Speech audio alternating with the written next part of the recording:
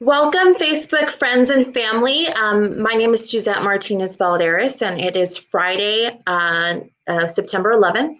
And man, what a somber morning I experienced 19 years ago. I'm going to actually bring on Gary Martin, who is running for Division One of the SCV Water Agency, and we're going to welcome Gary. Hello, Suzette. Thanks for having me. Yeah.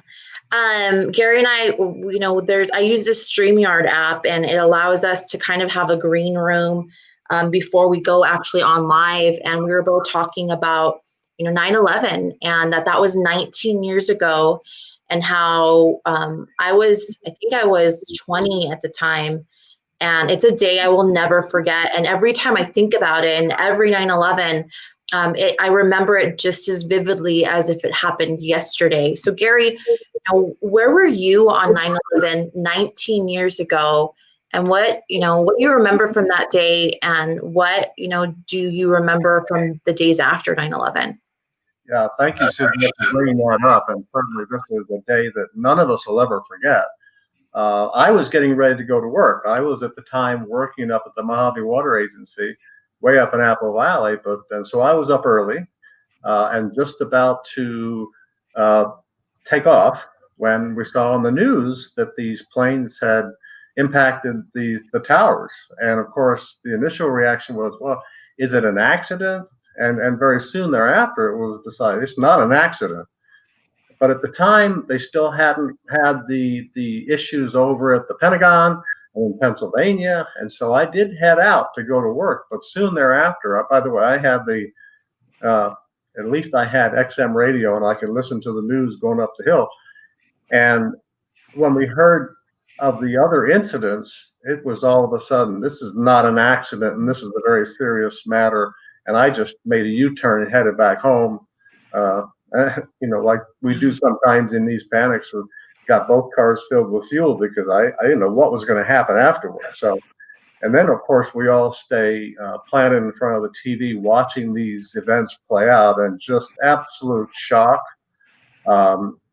dismay, feelings for the first responders and all the people that were in the towers and all the people that were on those planes. It was just unbelievable, and something you'll just never forget. And of course, for many days thereafter, we all watched on TV, listened to the stories, and it brought the country together for one of probably the last time in our memory here recently that we were all on the same page, regardless of what party you were in, who you were supporting. We were all Americans, and we were all supporting the effort to rescue those that could be rescued and to stand up for our country, basically. Right. So I remember, Gary, you're right. It's something that I don't think anybody who lived through it, that's, probably 24, 25 today and older, will ever forget, that day. I was actually a ride supervisor at Magic Mountain. And I remember that morning waking up, and my dad was watching the news and woke me up to say that the plane had hit the World Trade Center. And I was half of asleep, but I had to get up for work anyways. And we were watching the news, and then the second plane hit the World Trade Center. And it was just, I was there with my dad, and just that realization that this was intentional. This wasn't an accident. This was an act of terror.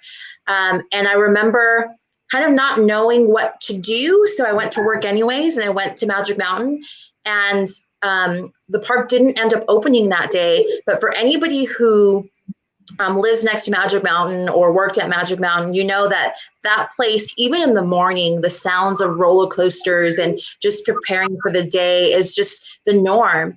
And that day it was silent. And I remember being in the office with coworkers, and everybody was just in disbelief. We were listening to the radio, just all like glued to the radio to figure out what was going on. Our nation was under attack. And you're right. I remember the days after that, just the unity, the respect, the heartbreak, but also the resolve that we would bring justice for the 2,977 lives lost on September 11th, but that our foundation was not going to be shaken as Americans. And I think that that's continued. Last night, I actually placed flags in the ground with my daughter, Charlotte, who's 3, who will never have to remember 9/11, or will not remember 9/11 being there that day, but she will always remember what happened and the lives that we lost and this American resolve. And I want to instill that in her. But it also brings me to this pandemic, that for a lot of people, children, Americans, this is that almost 9/11 moment where there's a lot of uncertainty, but at the core of it, we're American, we adapt. Our foundation will not be shaken, and we will get through this. But that brings us to this election that we're having on November 3rd. We got to get through this, and we need strong leadership. So, Gary, you're a Santa Clarita native, or you've been here for, almost 4 decades, right? Seems that way. Actually, Phyllis and I, my wife, we're from the East Coast, born in Washington, D.C.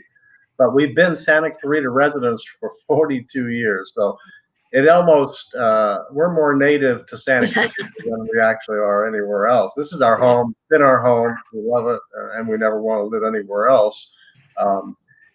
And so that's pretty much the beginning of my story, as you call it. We moved into our Santa Clarita neighborhood in 1978. At the time, we didn't have any children. 2 children were to follow shortly thereafter.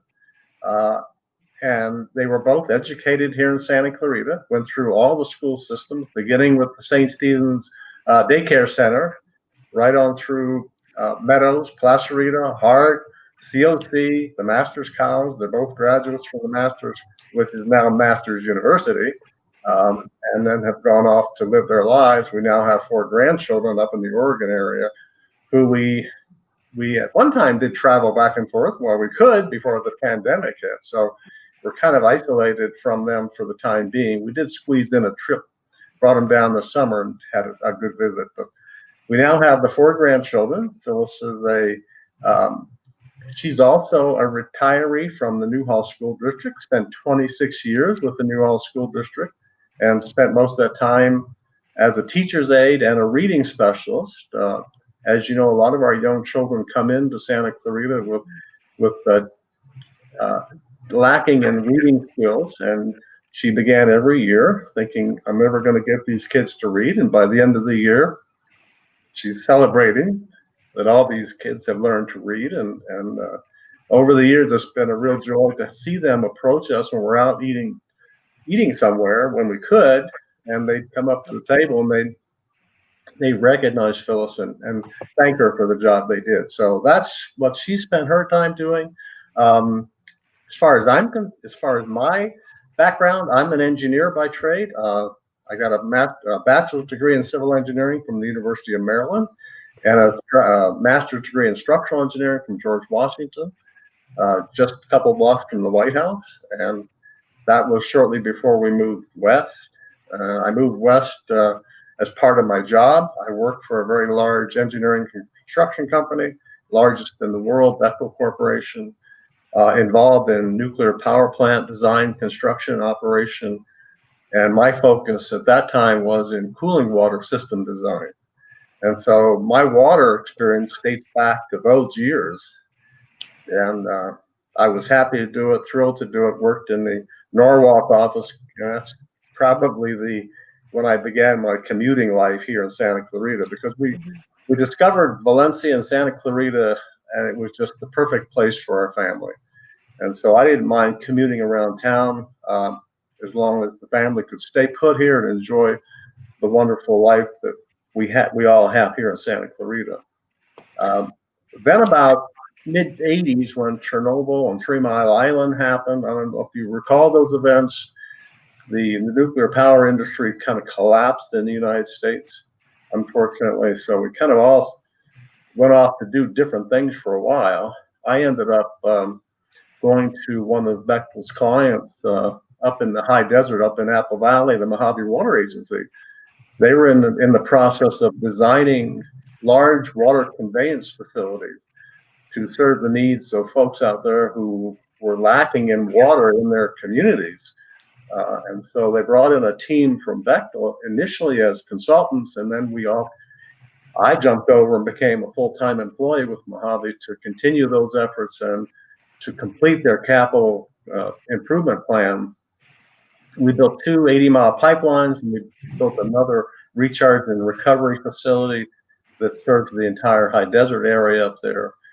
And just about the time that we were wrapping up the bulk of that capital improvement program, since I'd been living in Santa Clarita all these many years, I often thought about the Castaic Lake Water Agency Board of Directors, and perhaps that might be a place I'd like to get involved with when my time permitted.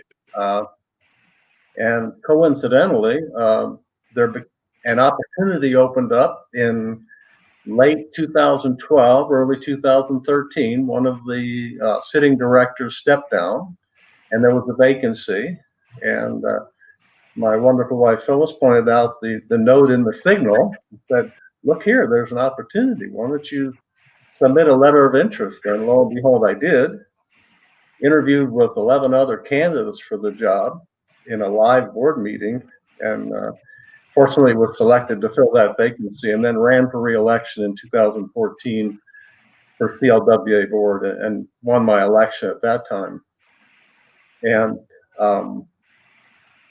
then we embarked on a really interesting journey at Castaic Lake and now the Santa Clarita Valley Water Agency. So that brings you pretty much up to date on how I got on the board, and I can continue on and right up to present day if you like. But I love that you bring up, Phyllis's influence on you running for office, because I don't think that a lot of people really understand that politics is a team sport, right? When you're married and you have a spouse and a family, it's a family decision. And it's so, I could not be running for state assembly if I didn't have such an amazing husband who's dedicated to me, to his wife, his child, our family, but also to our state and to our community. So I'm so glad that Phyllis is a big part of your team, Team Martin. And that kind of brings me to, I would imagine it's because, well, let's talk about water a little bit. I would imagine that she understands the importance of water. You clearly understand the importance of water in Santa Clarita, right? Because we're not Los Angeles, we're not, up north San Jose. We are Santa Clarita, and the water here, and even the agency that oversees water has changed so much over the last few decades. So why is water, well, first of all, how does Santa Clarita receive water? Where does it come from? And what is so important about having representation that can help manage that water? Well, it's a great question, Suzanne. And before I answer that question, I will give you a lot of recognition for being able to run for office with all of your family commitments. I do admire you very much. Thank you. But with respect to the water issues in Santa Clarita, we get our water from a number of different sources. We commonly refer to that as a diversified water supply portfolio, just as your stock holdings should be diversified, your financial holdings should be diversified, so that you're not impacted so severely when one source is impacted adversely. The same goes for our water supply. And I've always said that water supply reliability is probably my top priority, along with water quality, of course. That water quality is something that's mandated by the state and federal regulations for water quality. So that's kind of there's no options on that. But when it comes to water supply reliability, it takes effort on the part of the team that's composed of the water staff plus the governing board to make the important decisions, make the investments to diversify, find alternate sources, so that from year to year, whether it's a dry year, whether it's a rainy year, you still can meet your demands with your water supply. So in Santa Clarita, we became a state water contractor many years ago, which means we take deliveries from the State Water Project through the California Aqueduct. The terminus reservoir is the Castaic Lake. That's actually a Department of Water Resources storage reservoir. Metropolitan Water District uses most of the capacity. We, as they are probably a couple of million acre feet per year, we are at about almost 100,000 acre feet per year for Santa Clarita. But we still take, that's our major source when it's available. Over the years, the percentage of our annual table A amount that they refer to, the 95,000 acre feet per year, goes up and down depending on what kind of rainy year we had, what kind of snowpack is up in the Sierras that feeds that water supply that goes through the, goes through the Delta. But we understood, and my predecessors on the board knew a long time ago that we needed to have supplemental sources that we could call upon when the supply from the State Water Project varied on the low side, let's say. So we also have a groundwater basin. We're fortunate to have a very healthy groundwater basin in Santa Clarita that on average provides about half of our water needs every year. And in addition to the State Water Project and our groundwater supply, there's a number of supplemental sources. We've banked water up in Kern County. We've contracted for a long-term supplemental supply of about 11,000 acre feet per year. That's a firm supply. And so we have a number of areas where we can increase or decrease depending on the conditions that we deal with. So yeah, and that is so it's so important and vital that people understand that, we have to plan for water, right? So we need a governing agency that can plan for water, that can keep water ample, clean, safe. I mean, I have a 3-year-old, right? She's bound to, I think our generation has gotten into all the drinking bottled water, but she's bound to drink out of the hose like I did when I was a kid. And as a parent, you want to know that the water that you're giving your animals or your children is safe. And you guys have done, the board, the SCV Water Agency has done such a great job of providing that for our community. Gary, when we're talking, you are clearly an expert in water, and we need you. We need to reelect you. You are the current president of the SCV Water Agency. You know water, up, sideways, up from the ground up. You know where it comes from and how it works and how we can make sure we have a steady supply for decades to come in planning. This is a nonpartisan office. And clearly, when you listen to Gary, he is the most qualified. He understands what we need to do and where we need to go. Don't let the partisan bickering, please don't let that sway any of you guys. Gary's a person that knows. But Gary, if you're given 4 more years, what do you want to accomplish over the next 4 years for the SCV Water Agency? Great question to that. Kind of ties into the journey I spoke about, because not long into my first term as an elected board member, we went through the process of consolidating all of the water entities in Santa Clarita under one new agency, SCV Water. And that was, thankfully, Senator Scott Wilk put legislation through in 2017 to merge Santa Clarita Water, Valencia Water, Newhall County Water District, and Castaic Lake Water Agency, which is the regional wholesaler, under one all-encompassing agency. The only water provider left in the valley is about 1,200 connections up in Castaic that comes from LA County Waterworks District 36. So and the rest of it, which is about 74,000 connections, is all under one roof now. So it's been a real challenge. You can imagine trying to merge 3 different organizations into one, all having different human resources, different financial management tools, all having different practices, standards under one organization, and at the same time continue to deliver to your customers without interruption. I mean, it's like, do all this, but then merge everybody together. And so 2017 was spent traveling to Sacramento, speaking in front of the legislature, convincing our legislators in Sacramento this is a good thing. This is in the best interest of all of us here in Santa Clarita, which was a great experience. And then when the legislature overwhelmingly approved SB 634 and the merger, and then the governor finally signing it on the last day, by the way, which kept everybody on their toes. But we knew then we were going to now become SCV water. And it was going to start on January 1st, 2018. And so in 2017, most of the year was spent getting legislation passed. The rest of the time was spent working with staff to go through the actual transition into the new agency, because on January 1st, you have to be up and running and delivering to your customers as SCV water. You can imagine how difficult that is. And of course, the run-up to the final vote was making a number of promises and commitments as to the benefits of SCV water. So I always said, one of our top priority in 2018 is to deliver on the promises of SB 634, the merger.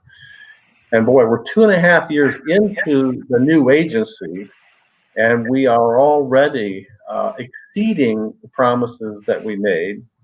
Plus, it's given us an opportunity we didn't know existed when we passed the legislation and became SCV water. We had no idea that we were going to be hit with this new unregulated chemical contaminant in our groundwater, referred to as PFAS. Right. And as soon as it became evident that if we were going to be impacted by this, my thought was, my goodness, what a great thing now to be a consolidated single agency. If you can imagine 3 different agencies trying to attack this problem and solve it individually, it would have been a much harder job. So I would say the priorities going forward: continue to deliver on the promises of SB 634. We projected we would save, I think, $14 million over 10 years. We've already saved $12 million in the first 3 years of operation. So we're way ahead, and that will continue to improve as the years go on. Secondly, make sure that we address this PFAS contamination issue aggressively, which we are, and we'll get ahead of it, and we'll recover any of the groundwater extraction capacity that we've lost due to the contamination. And thirdly, with the new 2020 urban water management plan now in the process, all the rules change from that plan. Actually is the groundwork for determining our water supply and demand picture here in Santa Clarita. And every 5 years we have to update the plan. It's used as the foundational document for development. We're not planners, but the planning entities look to the urban water management plan for new development. And so the state board and the Department of Water Resources lay down the rules for the urban water management plan. Then they update those every 5 years, and now we have more stringent requirements for 5 consecutive dry years. And so our staff will be working on that plan for the next year. And so what it boils down to is that the board and the staff have to work together to strengthen and reinforce our diversified water supply portfolio. Look for new and other opportunities for water banking, for groundwater, for recycled water supplies, for more conservation efforts. All those add up to water supply reliability. So let's continue on the successes of SCV water. Let's address the PFAS contamination issue, and let's strengthen our water supply portfolio in the years ahead. So there are a number of other issues, but those, I think, are the 3 major ones that would pretty much assure our community that we will not have water shortage. As you guys can tell, Gary knows all things water. I love it. Every time I talk to him, I learn something new about how our governing board operates, and something new about where we get our water from, or contaminants, or what is clean water versus. But so, Gary, can you just tell everyone what Vision 1 boundaries are, who can vote for you, and where they can send you a contribution or find out more information about you. Yes, well, my information about my campaign, you can find that at www.votegarymartin.com. And there's opportunities there to, number one, learn about the agency, learn about me as a candidate, and learn about how you can support our candidacy. So that's where you can go. And I would appreciate anyone who would love to stop in and catch up on me personally, my background, and why I believe I'm the candidate you should vote for in Division 1. And then, Gary, last before we hop off here, I know we had talked about campaigning during a pandemic, and you have something interesting you'd like to talk about and how important it is for the board, but staff, right? Yes, I appreciate you offering me this opportunity. When you talk about campaigning during COVID, I have to bring up the issue of recognizing our 200 plus member staff at SCV Water who are just like you and me. They have families, they have concerns about COVID, but they don't have an option. They have to go to work every day, and they have to deliver the water that comes through your tap for hand washing. What is one of the top protocols for keeping safe from COVID? Wash your hands frequently. So our staff, we had like two top priorities. One, keep, and I give credit to our general manager, Matt Stone, keep our employees safe and deliver water to our community so they can do one of the top priorities for keeping safe from COVID, which is wash your hands. So 7 days a week, 24 hours a day, they have to deliver clean water to your tap. They have no days off, but we also have to recognize that there are risks associated with COVID. So the board immediately authorized the general manager to allow work from home where he thought appropriate, but without any relaxation in our obligation to deliver clean water to our customers.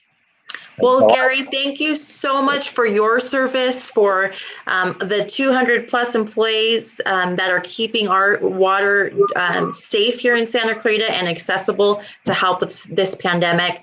Thank you so much for joining me, Gary. Thank you, Suzette. Good luck with your campaign. I appreciate your support, and I appreciate you having me on. Thank you. So everyone, I'm going to sign off here in just a second, but I just wanted to thank you and for watching and for encouraging you to vote for Gary Martin if you're in Division 1. Carla Waymeyer is also running for that seat. They're going to make a dynamic duo in Division 1 on November 4th. I think they'll get sworn in actually in 2021, in January of 2021.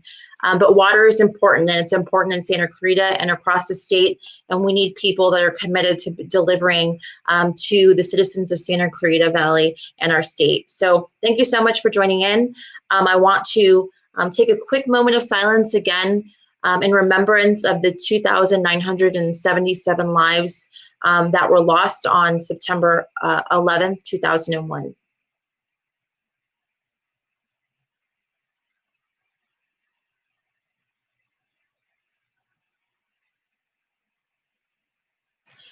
Thank you, guys, and I hope that you remember what today is, and that you remember that we have elections on November 3rd, just 54 days away.